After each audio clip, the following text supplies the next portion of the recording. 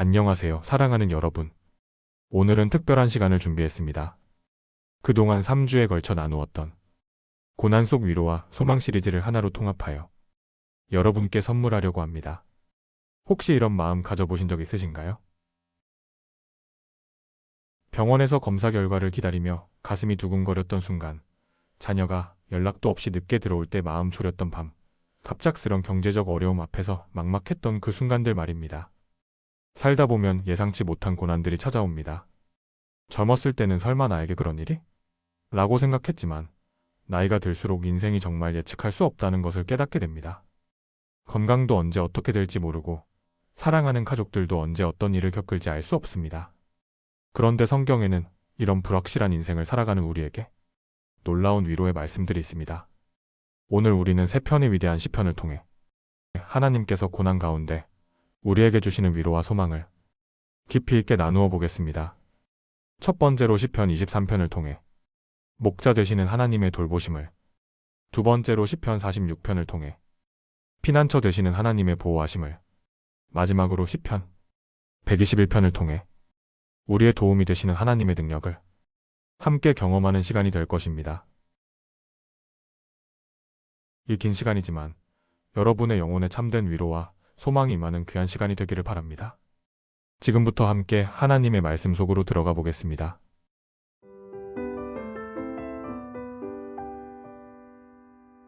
첫 번째 말씀으로 시편 23편을 통해 하나님께서 어떻게 고난 가운데 계시는 우리의 목자가 되어주시는지 함께 나눠보겠습니다.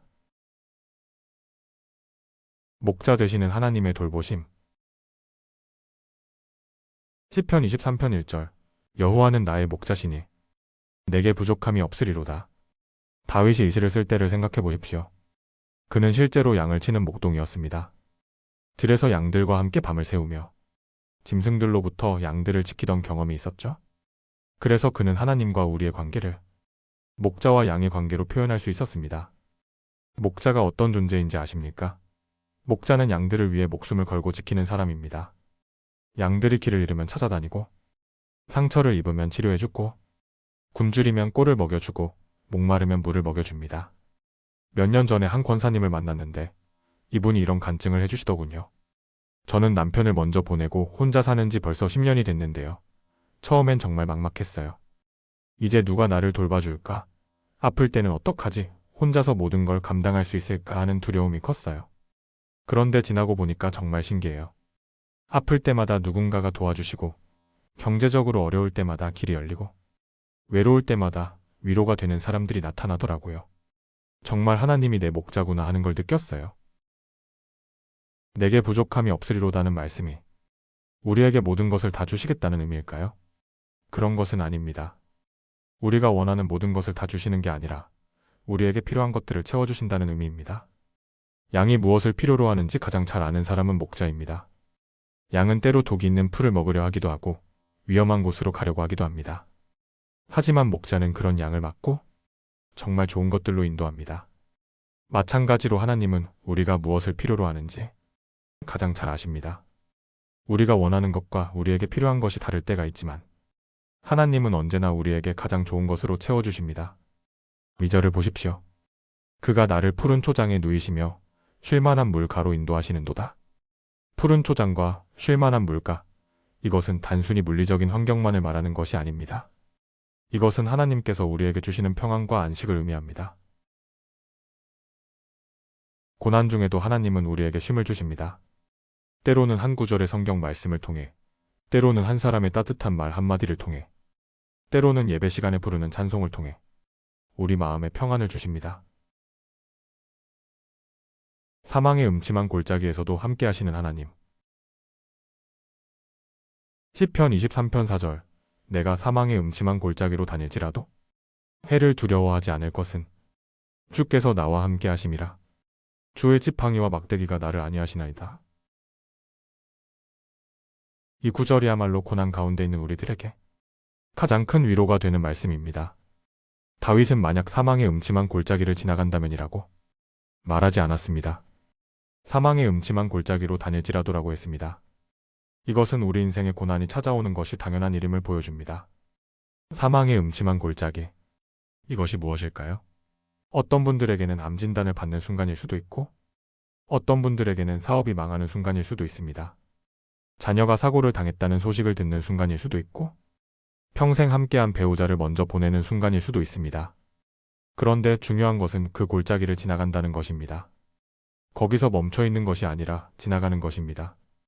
그리고 혼자 지나가는 것이 아니라 하나님과 함께 지나가는 것입니다. 주께서 나와 함께 하심이라는 말씀이 핵심입니다. 하나님은 고난을 없애주시지 않을 수도 있습니다. 하지만 그 고난 가운데서 우리와 함께 해주십니다. 이것이 우리가 두려워하지 않을 수 있는 이유입니다. 한 집사님의 간증이 생각납니다. 이분은 몇 년 전 심한 우울증으로 고생하셨는데 어느 날 새벽 기도 시간에 이런 경험을 하셨다고 합니다. 그날 새벽에 정말 죽고 싶은 마음이 들어서 기도실에서 울고 있는데 갑자기 누군가가 제 등을 쓰다듬어 주는 것 같은 느낌이 들었어요. 뒤돌아봐도 아무도 없는데 정말 따뜻한 손길을 느꼈어요. 그때 이 말씀이 생각났어요. 주께서 나와 함께 하심이라. 그 순간부터 혼자가 아니구나 하는 위로를 받았어요. 주의 지팡이와 막대기가 나를 안위하시나이다는 말씀도 의미가 깊습니다. 목자의 지팡이는 양을 인도하는 도구이고 막대기는 양을 보호하는 도구입니다. 하나님께서는 우리를 올바른 길로 인도하시면서 동시에 우리를 해롭게 하려는 모든 것들로부터 보호해 주십니다. 때로는 하나님의 지팡이가 우리를 원하지 않는 방향으로 인도하는 것처럼 느껴질 수도 있습니다.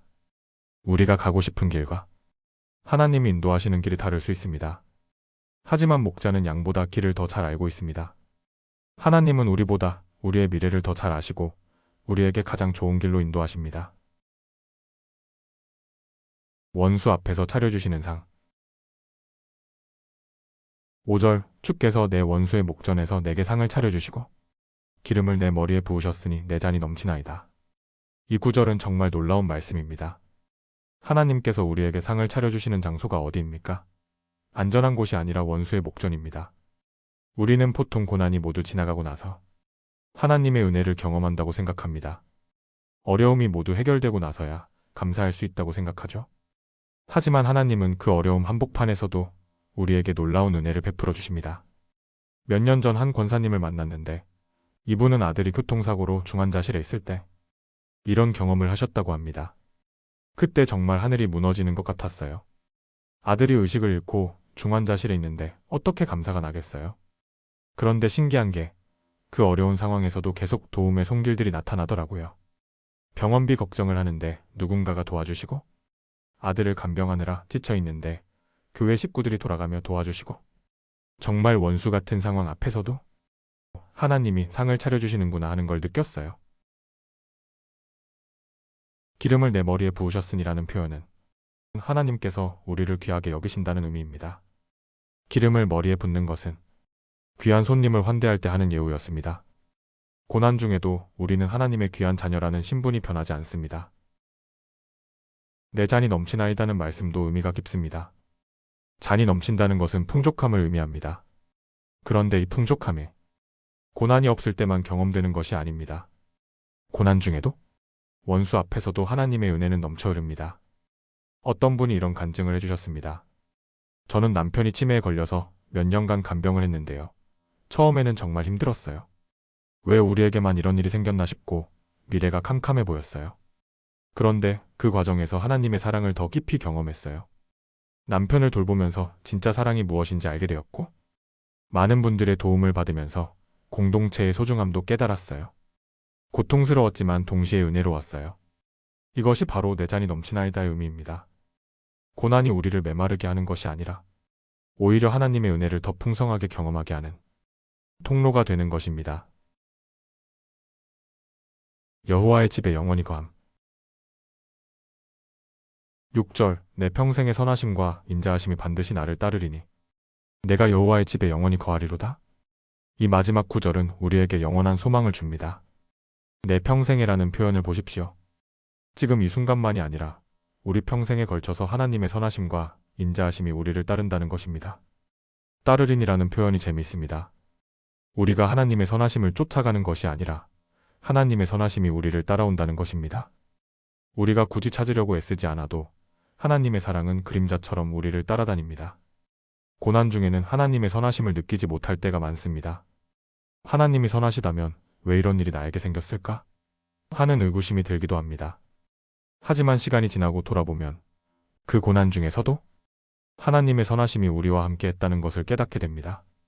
내가 여호와의 집에 영원히 거하리로다는 말씀은 우리에게 궁극적인 소망을 줍니다. 이 땅에서의 고난은 일시적이지만 하나님과 함께하는 기쁨은 영원합니다. 여호와의 집은 단순히 교회 건물을 의미하는 것이 아닙니다. 하나님의 임재 안에 거하는 것, 하나님과의 교제 안에서 사는 것을 의미합니다. 지금 이 순간도 우리는 여호와의 집에 거할 수 있고 미래에도 영원히 그분과 함께할 수 있습니다. 지금까지 우리는 시편 23편을 통해 목자 되시는 하나님의 돌보심을 함께 나누었습니다. 이제 두 번째 말씀인 시편 46편으로 넘어가겠습니다.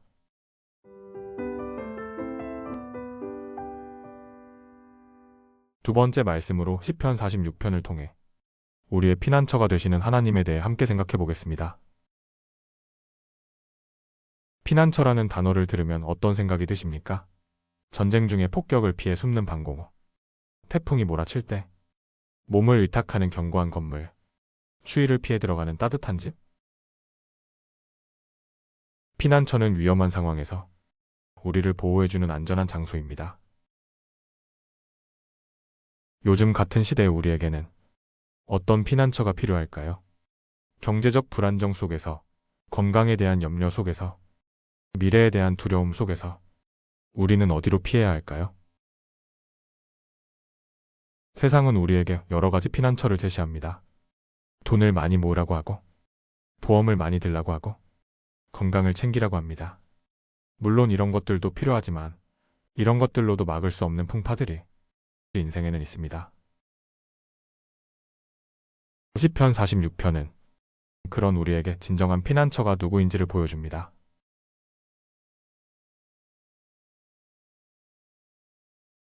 시편 46편 1절 하나님은 우리의 피난처시오 힘이시니 환난 중에 만날 힘이시라.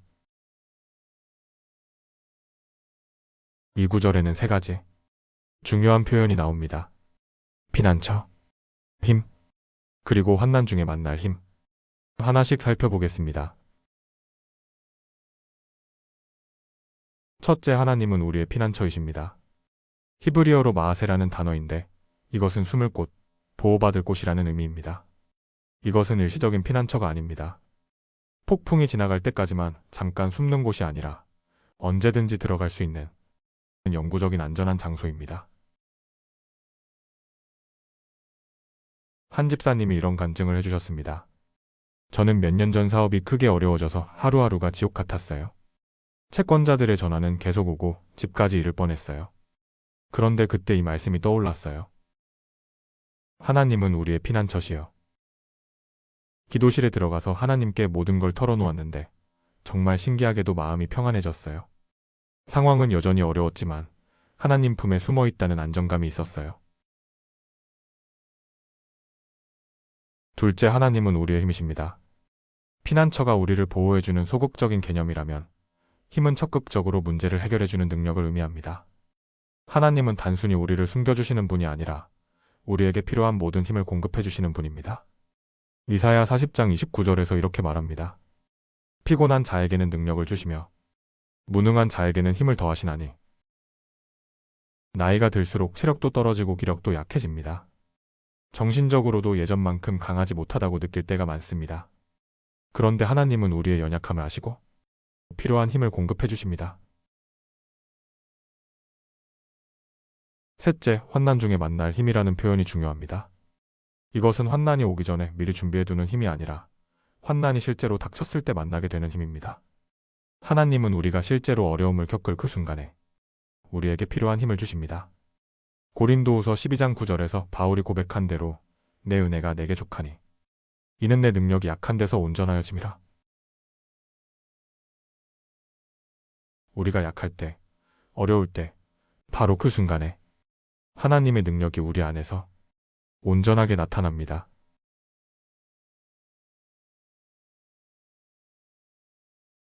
시편 46편 2절에서 3절 그러므로 땅이 변하든지 산이 흔들려 바다 가운데에 빠지든지 바닷물이 솟구쳐 거품이 일든지 그것이 넘실거려 산이 흔들릴지라도 우리는 두려워하지 아니하리로다.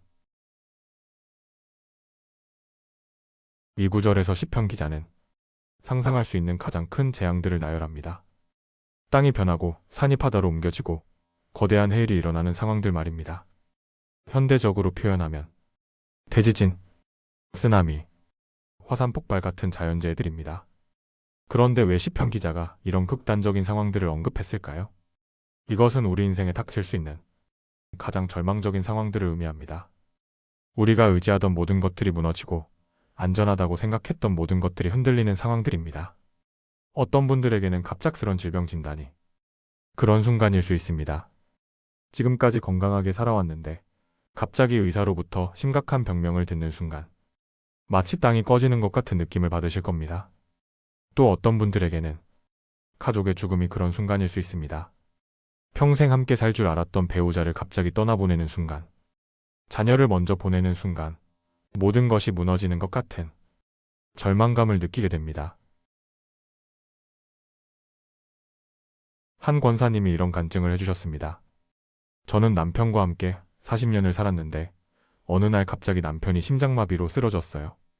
병원에 갔을 때는 이미 늦었고 그 순간 정말 세상이 끝난 것 같았어요. 어떻게 혼자 살아가야 할지, 앞으로 무엇을 의지해야 할지 막막했어요. 그런데 이상하게도 그 절망적인 순간에도 마음 한구석에는 평안이 있더라고요. 하나님이 계시는데 뭘 그렇게 두려워하냐는 음성이 들리는 것 같았어요. 우리는 두려워하지 아니하리로다라는 고백이 가능한 이유는 무엇일까요? 상황이 좋아서가 아닙니다. 상황은 여전히 절망적일 수 있습니다. 하지만 그 상황보다 더 크신 하나님이 우리와 함께 계시기 때문입니다. 로마서 8장 38절부터 39절에서 바울이 고백한 것처럼 내가 확신하노니 사망이나 생명이나 천사들이나 권세자들이나 현재일이나 장래일이나 능력이나 높음이나 깊음이나 다른 어떤 피조물이라도 우리를 우리 주 그리스도 예수 안에 있는 하나님의 사랑에서 끊을 수 없으리라.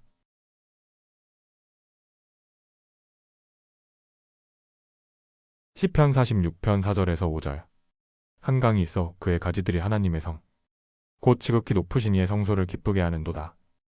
하나님이 그 성 중에 계심으로 성이 흔들리지 아니할 것이라. 새벽에 하나님이 도우시리로다. 앞에서는 바다가 거칠게 소용돌이치고 산들이 흔들리는 혼란스러운 모습을 보았는데 여기서는 전혀 다른 그림이 그려집니다. 고요하게 흐르는 강물이 하나님의 성을 기쁘게 한다고 합니다. 이 강은 어떤 강일까요? 요한계시록 22장에서 말하는 생명수의 강을 연상시킵니다. 하나님으로부터 흘러나와 우리의 영혼을 축축하게 하고 생명을 주는 강입니다. 세상에는 두 종류의 물이 있습니다. 바다의 물처럼 거칠고 염분이 많아서 마실 수 없는 물이 있고 강물처럼 깨끗하고 생명을 주는 물이 있습니다. 세상의 염려와 걱정들은 바다의 물과 같습니다. 아무리 많아도 우리 영혼의 목마름을 해결해 주지 못합니다. 오히려 더 목마르게 만들죠. 하지만 하나님께로부터 오는 위로와 평안은 맑은 강물과 같습니다. 우리 영혼을 적시고 생명을 공급해 줍니다. 하나님이 그 성 중에 계심으로 성이 흔들리지 아니할 것이라는 말씀을 보십시오. 성이 경보해서 흔들리지 않는 것이 아닙니다. 하나님이 그 성 중에 계시기 때문에 흔들리지 않는 것입니다. 우리 인생도 마찬가지입니다. 우리가 강해서 흔들리지 않는 것이 아닙니다. 우리 안에 하나님이 계시기 때문에 흔들리지 않는 것입니다. 고린도전서 3장 16절에서 너희는 너희가 하나님의 성전인 것과 하나님의 성령이 너희 안에 계시는 것을 알지 못하느냐고 했듯이 우리는 하나님의 성전이고 하나님이 우리 안에 계십니다. 새벽에 하나님이 도우시리로다는 말씀도 의미가 깊습니다. 새벽은 하루 중에서 가장 어둡고 추운 시간입니다. 그런데 바로 그 시간에 하나님이 도우신다고 하셨습니다. 우리 인생의 새벽 시간이 언제일까요? 가장 절망적이고 어려운 순간들입니다. 모든 희망이 사라진 것 같고 더 이상 견딜 수 없을 것 같은 그 순간들입니다. 그런데 바로 그때 하나님이 도우신다는 약속입니다. 한 집사님이 이런 간증을 해주셨습니다. 저는 몇 년 전 심한 우울증으로 고생했는데요. 정말 매일 밤이 길게만 느껴졌어요. 새벽 3시, 4시까지 잠을 못 이루고 괴로워했는데 어느 날부터인가 그 시간에 기도를 하기 시작했어요. 그런데 신기하게도 그 어두운 새벽 시간에 하나님의 위로를 가장 깊이 경험했어요. 세상이 조용할 때 하나님의 음성이 더 또렷하게 들렸어요.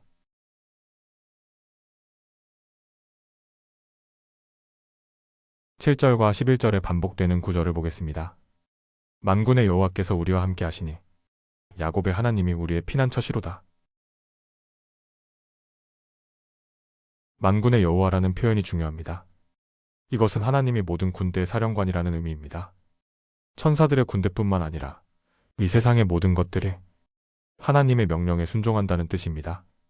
우리가 어떤 어려움을 당할 때 그 어려움이 아무리 크고 강해 보여도 우리 편에는 만군의 여호와가 계십니다. 골리앗을 대적하는 다윗의 심정을 이해할 수 있습니다.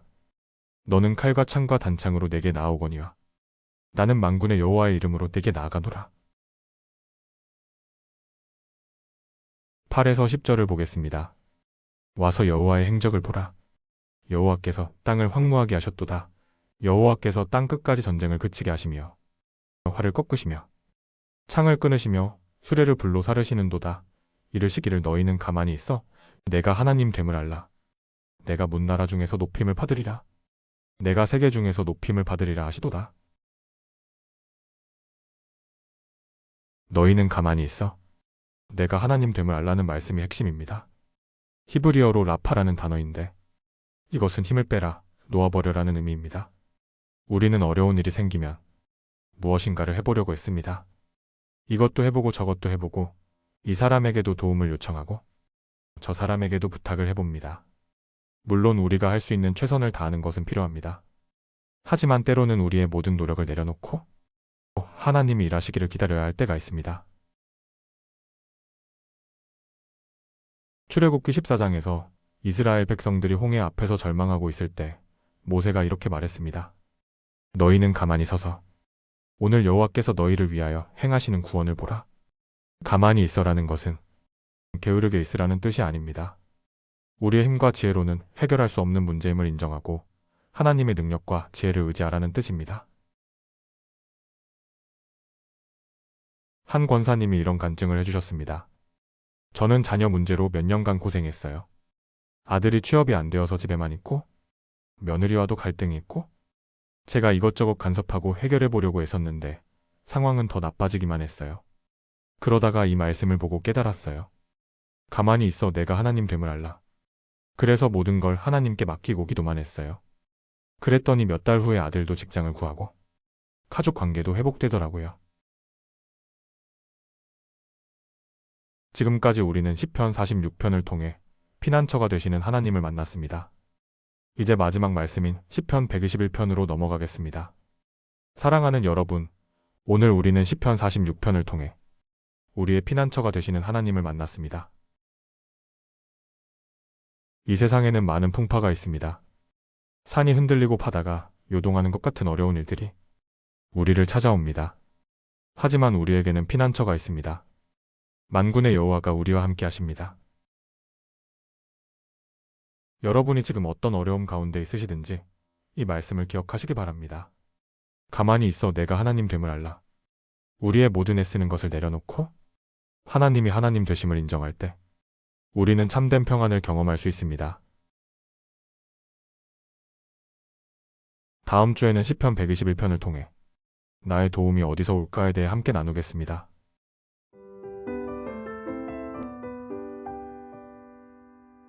마지막 세 번째 말씀으로 시편 121편을 통해 나의 도움이 어디서 올까에 대해 함께 생각해 보겠습니다. 도움이라는 단어를 들으면 어떤 생각이 드십니까? 우리는 살아가면서 수많은 도움을 필요로 합니다. 어릴 때는 부모님의 도움이 필요했고 학창시절에는 선생님의 도움이 필요했습니다. 사회에 나와서는 동료들의 도움이 필요했고 결혼해서는 배우자의 도움이 필요했습니다. 그런데 나이가 들수록 점점 혼자 감당해야 할 일들이 많아집니다. 부모님은 먼저 가시고 자녀들은 각자의 삶이 바빠서 자주 보기 어렵고 친구들도 하나둘씩 건강이 안 좋아지거나 멀어지게 됩니다. 특히 큰 어려움이 닥쳤을 때 우리는 절실하게 깨닫게 됩니다. 내가 지금 누구에게 도움을 요청해야 할까? 자녀들에게 걱정 끼치기는 싫고, 친구들도 각자 어려움이 있는 것 같고, 그럴 때 우리는 어디서 도움을 구해야 할까요? 시편 121편은 바로 그런 우리의 질문에 명확한 답을 주는 말씀입니다.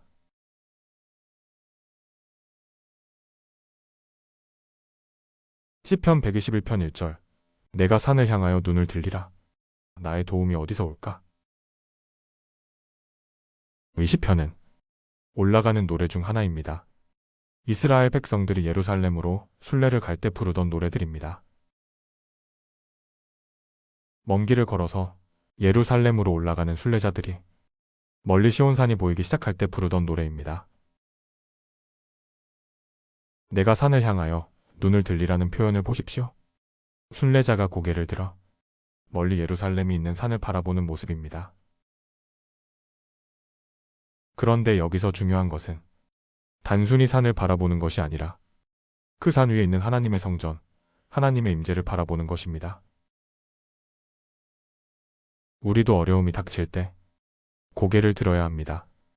문제만 바라보고 있으면 더 절망적으로 보이지만 고개를 들어 하나님을 바라보면 다른 관점을 가질 수 있습니다. 나의 도움이 어디서 올까라는 질문은 수사학적 질문입니다. 답을 모르겠다는 뜻이 아니라 답을 강조하기 위한 질문입니다. 맞지? 내 도움이 어디서 오는지 너희들도 알지? 라고 묻는 것과 같습니다. 이 질문 속에는 인간적인 고민이 들어 있습니다. 순례자는 먼 길을 걸어오면서 여러 가지 어려움들을 겪었을 것입니다. 토적들의 위험, 날씨의 변화, 질병의 위험, 길을 잃을 위험, 그런 여러 가지 어려움들을 겪으면서 내가 누구에게 도움을 요청해야 할까? 하는 질문이 마음속에 일어났을 것입니다. 현대를 사는 우리들도 마찬가지입니다. 건강 문제가 생겼을 때, 경제적 어려움이 생겼을 때, 가족 문제가 생겼을 때, 우리는 누구에게 도움을 요청합니까? 어떤 분들은 자녀들에게 도움을 요청합니다. 하지만 자녀들도 각자의 생활이 바쁘고 때로는 부담을 주기 싫어서 말을 못할 때가 많습니다. 어떤 분들은 친구나 형제자매들에게 도움을 요청합니다. 하지만 나이가 들수록 그런 관계들도 소원해지거나 서로 어려운 처지에 있을 때가 많습니다. 어떤 분들은 돈이나 지식, 경험에 의지하려고 합니다. 하지만 이런 것들도 한계가 있습니다. 돈으로 해결되지 않는 문제들이 있고 지식과 경험으로도 막을 수 없는 일들이 있습니다. 한 권사님이 이런 이야기를 해주셨습니다. 저는 남편이 치매에 걸렸을 때 정말 막막했어요. 처음에는 좋은 병원을 찾아다니고 좋다는 약도 다 써보고 치매 전문가들의 조언도 구해봤어요. 하지만 병은 계속 진행되더라고요. 그때 깨달았어요. 인간의 힘으로는 한계가 있구나. 결국 하나님께 의지할 수밖에 없구나.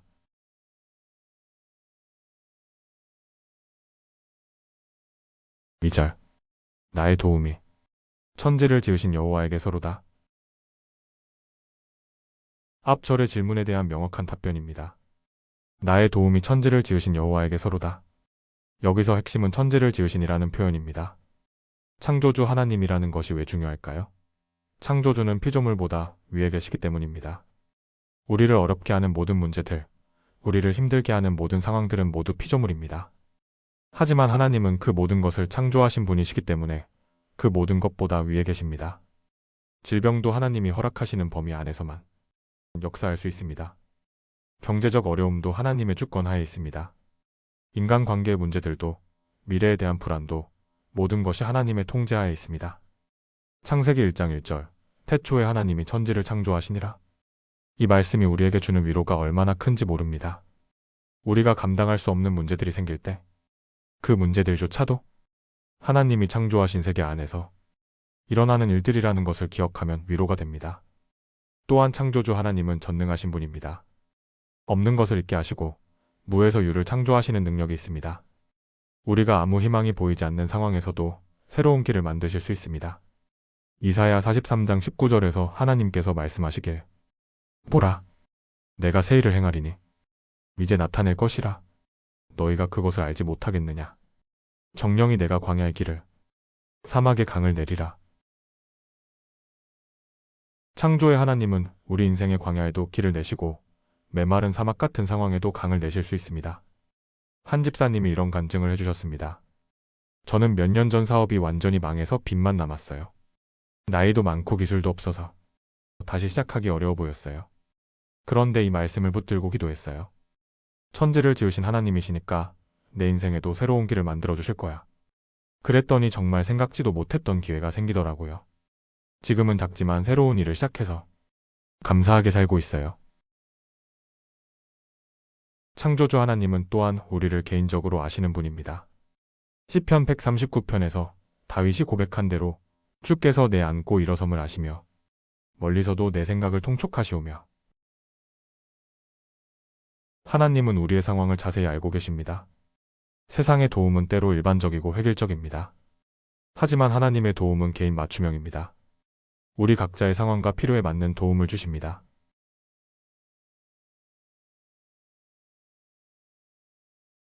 3, 4절 여호와께서 너의 발이 움직이지 아니하게 하시며 너를 지키시는 이가 졸지 아니하시리로다. 이스라엘을 지키시는 이는 졸지도 아니하고 주무시지도 아니하시리로다. 여기서 시편 기자는 하나님의 돌보심의 특징을 말합니다. 첫째는 지속성입니다. 졸지도 아니하고 주무시지도 아니하시리로다. 사람의 도움은 한계가 있습니다. 아무리 우리를 사랑하는 자녀라도, 아무리 좋은 친구라도 24시간 우리를 돌볼 수는 없습니다. 피곤하면 쉬어야 하고 밤에는 잠을 자야 합니다. 하지만 하나님은 다릅니다. 하나님은 쉬지도 않으시고 주무시지도 않으십니다. 이것이 우리에게 얼마나 큰 위로인지 모릅니다. 특히 밤에 잠 못 이루고 괴로워할 때, 새벽에 홀로 깨어 걱정할 때, 우리를 지키시는 하나님은 여전히 깨어 계셔서 우리를 돌보고 계십니다. 한 집사님이 이런 간증을 해주셨습니다. 저는 남편이 중환자실에 있을 때 며칠 밤을 꼬박 샜어요. 간병하면서도 걱정 때문에 잠을 잘 수가 없었거든요. 그런데 어느 새벽에 이 말씀이 떠올랐어요. 너를 지키시는 이가 졸지도 아니하고 주무시지도 아니하시리로다. 아, 내가 잠을 못 자도 하나님은 깨어 계셔서 우리를 지켜주시는구나 싶어서 마음이 평안해졌어요. 둘째는 정확성입니다. 너의 발이 움직이지 아니하게 하시며라는 표현은 우리가 넘어지지 않도록 지켜주신다는 의미입니다. 이것은 물리적으로 넘어지지 않게 해주신다는 뜻도 있지만 영적으로 실족하지 않게 해주신다는 의미도 있습니다. 산길을 걸을 때 한 발 한 발이 중요합니다. 한 번 잘못 디디면 낭떠러지로 떨어질 수도 있습니다. 우리 인생길도 마찬가지입니다. 잘못된 선택, 잘못된 결정이 큰 화를 불러일으킬 수 있습니다. 하지만 하나님은 우리의 발걸음을 지켜주십니다. 잠언 3장 23절에서 내가 길을 행할 때에 실족지 아니하겠고 뛸 때에도 넘어지지 아니하리라고 약속하셨습니다. 셋째는 개인성입니다. 너를 지키시는 이라는 표현을 보십시오. 하나님은 전체를 돌보시는 동시에 각 개인을 개별적으로 돌보십니다. 하나님 앞에서 우리는 결코 군중 속의 한 사람이 아닙니다. 우리는 하나님의 특별한 관심과 사랑을 받는 개인입니다.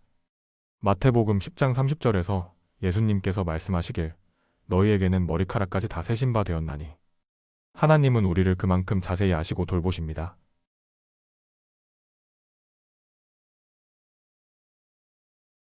5에서 8절 여호와는 너를 지키시는 이시라.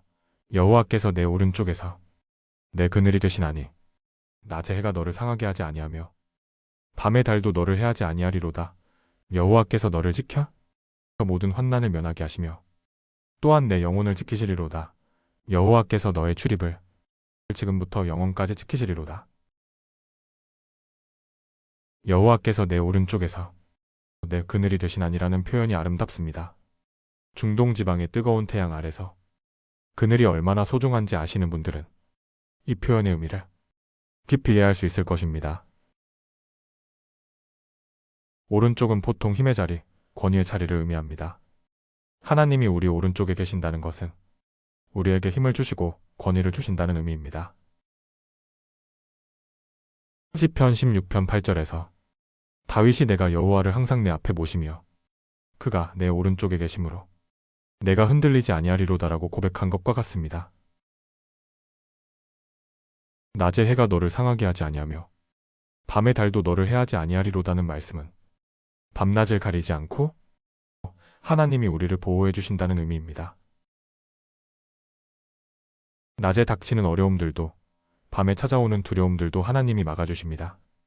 특히 나이가 드신 분들은 밤에 여러 가지 걱정들이 찾아와서 잠을 설치는 경우가 많습니다. 건강 걱정, 자녀 걱정, 경제적 걱정. 그런데 이 말씀은 밤의 두려움들도 하나님이 막아주신다고 약속합니다. 여호와께서 너를 지켜 모든 환난을 면하게 하시며 또한 내 영혼을 지키시리로다는 말씀에서 주목할 것은 몸뿐만 아니라 영혼도 지켜주신다는 점입니다. 육체적인 어려움도 힘들지만 더 힘든 것은 마음의 상처, 영혼의 고통입니다. 절망감, 외로움, 무력감, 이런 감정들이 때로는 육체적 고통보다 더 견디기 어렵습니다. 하지만 하나님은 우리의 영혼까지도 지켜주십니다. 한 권사님이 이런 간증을 해주셨습니다. 저는 혼자 산 지 15년이 넘었는데요. 가끔 너무 외로울 때가 있어요. 특히 명절 같을 때는 다른 가족들은 다 모이는데 저만 혼자 있으면 마음이 너무 쓸쓸해져요. 그런데 그럴 때마다 이 말씀을 생각해요. 또한 내 영혼을 지키시리로다. 하나님이 내 마음의 외로움까지도 아시고 위로해 주시는구나 싶어서 평안해져요. 마지막 구절이 가장 놀랍습니다. 여호와께서 너의 출입을 지금부터 영원까지 지키시리로다. 출입은 우리의 모든 일상을 의미합니다. 집에서 나갈 때, 들어올 때, 직장에 갈 때, 병원에 갈 때, 모든 일상의 순간들을 하나님이 지켜주신다는 약속입니다. 그리고 지금부터 영원까지라는 표현이 중요합니다. 이 땅에서만이 아니라 영원까지 하나님의 보호하심이 계속된다는 약속입니다. 죽음도 하나님의 보호하심을 끊을 수 없습니다. 고린도후서 5장 1절에서 바울이 말한 것처럼 만일 땅에 있는 우리의 장막집이 무너지면 하나님께서 지으신 집, 곧 손으로 지은 것이 아닌 하늘에 있는 영원한 집이 우리에게 있는 줄 아느니라. 하나님의 보호하심은 이 땅을 넘어서 영원까지 계속됩니다. 이것이야말로 우리가 가질 수 있는 가장 큰 소망이 아닐까요? 사랑하는 여러분, 지금까지 긴 시간 동안 고난 속 위로와 소망이라는 주제로 3편의 위대한 시편을 함께 나누었습니다. 우리는 오늘 이 시간을 통해 무엇을 배웠습니까? 시편 23편을 통해서는 여호와가 우리의 목자가 되어서 푸른 초장과 쉴만한 물가로 인도하시고 사망의 음침한 골짜기에서도 함께 해주신다는 것을 배웠습니다. 그리고 그분의 선하심과 인자하심이 우리 평생에 따르며 우리가 여호와의 집에 영원히 거할 수 있다는 소망을 얻었습니다. 시편 46편을 통해서는 하나님이 우리의 피난처가 되셔서 땅이 변하고 산이 흔들릴지라도 우리를 보호해 주시고 가만히 있어 내가 하나님 됨을 알라고 말씀하시는 분임을 배웠습니다. 그리고 시편 121편을 통해서는 우리의 도움이 천지를 지으신 여호와에게서 온다는 것, 그분이 졸지도 주무시지도 않고 우리를 지켜주시며 지금부터 영원까지 우리의 출입을 지켜주신다는 것을 배웠습니다. 이 3편의 시편이 우리에게 주는 하나의 통합된 메시지가 있습니다. 그것은 바로 우리가 어떤 고난 중에 있든지 어떤 어려움을 당하든지 하나님은 우리의 목자시요 피난처시요 도움이시라는 것입니다. 그분은 우리와 함께 계시고 우리를 지켜주시고 우리에게 필요한 모든 것을 공급해 주십니다. 혹시 지금 이 말씀을 듣고 계시는 분 중에 깊은 고난 가운데 계신 분이 있다면 오늘 함께 나눈 이 약속들을 붙들어 보시기 바랍니다. 여호와는 나의 목자시니 내게 부족함이 없으리로다. 하나님은 우리의 피난처시오 힘이시니 환난 중에 만날 힘이시라. 나의 도움이 천지를 지으신 여호와에게 서로다. 이 말씀들이 여러분의 마음에 깊은 위로가 되고 확실한 소망이 되기를 바랍니다. 그리고 지금의 어려운 시간들도 반드시 지나가고 하나님께서 예비하신 새로운 은혜의 날들이 여러분을 기다리고 있다는 것을 믿으시기 바랍니다. 여러분 한 분 한 분 위에 하나님의 크신 사랑과 보호하심이 함께 하시기를 축원합니다. 우리는 혼자가 아닙니다. 우리에게는 목자 되시는 하나님, 피난처 되시는 하나님, 도움이 되시는 하나님이 계십니다. 그분이 우리와 함께 계시는 한 우리는 어떤 골짜기도 지나갈 수 있고 어떤 풍파도 견딜 수 있으며 어떤 어려움도 극복할 수 있습니다. 마지막으로 시편 121편 8절의 말씀으로 여러분을 축복하며 오늘의 긴 여정을 마치고자 합니다. 여호와께서 너의 출입을 지금부터 영원까지 지키시리로다. 여러분 한 분 한 분 위에 하나님의 크신 사랑과 영원한 보호하심이 함께 하시기를 축원합니다. 오늘 이 긴 시간 함께 해주셔서 진심으로 감사합니다. 하나님의 평안이 여러분과 함께 하시기를 바랍니다. 감사합니다.